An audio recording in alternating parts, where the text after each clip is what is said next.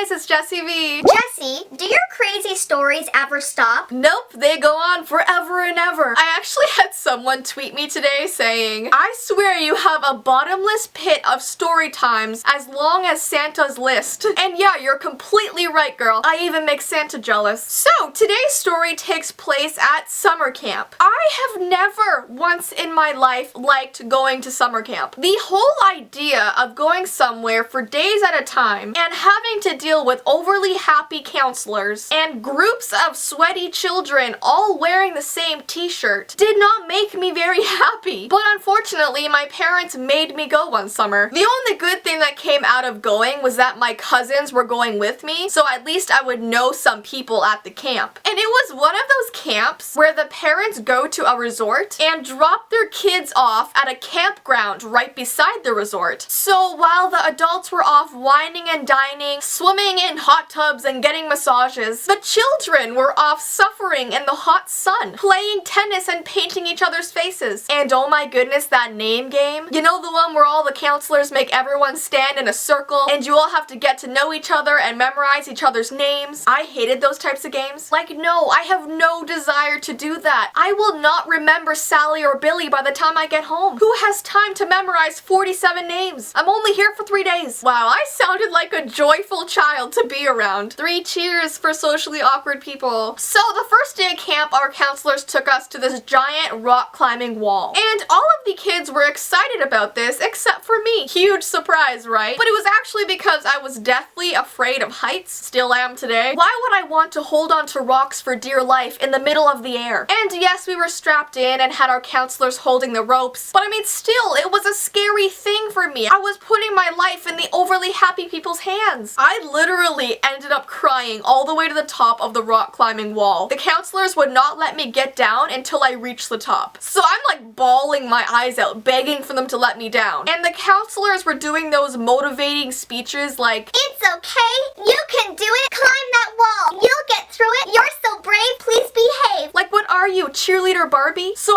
after that frightening experience, we proceeded to play like sports for the rest of the day, and then we were able to head back for some rest. And I remember calling my parents begging for them to pick me up. I was like, I cannot do this anymore. and they kept saying that I needed to give this camp a chance and that I should give it one more day, and by the end of tomorrow, if I don't like it, they'll come pick me up. So I was like, okay, I'll give it one more chance. Let me just see what tomorrow brings. And let me tell you guys, the next day brought terror. And yes, this is where the boating accident comes in. I have only had one other incident on a boat. It was when I went up to a cottage with my grandparents, and my grandpa and I decided to go canoeing. Everything was fine for the first hour or so, and then all of a sudden my grandpa yells, Jessie, duck! and I thought he meant that there was a duck in the water beside our canoe. So I was like looking around the water for it, and I said, where? Where is the duck? And just as I said where, a massive tree branch clonked me in the head, and I fell right out of the canoe and into the water. Turns out there had been some overgrown tree branches growing out into the lake, and I guess I wasn't paying attention as the canoe was about to go under one, so my grandpa yelled for me to duck. But stupid Jessie over here was expecting to see a small feathered creature. But anyways, at this summer camp, the second day we were there, we were told to go canoeing. Just my luck, right? So we walked over to this huge lake, and we were told to pick a partner to go in the canoe with us. So of course I picked my cousin because Jessie does not want to interact with anybody else. And he did not seem nervous at all to go venture out into the lake in a wooden banana. In fact, he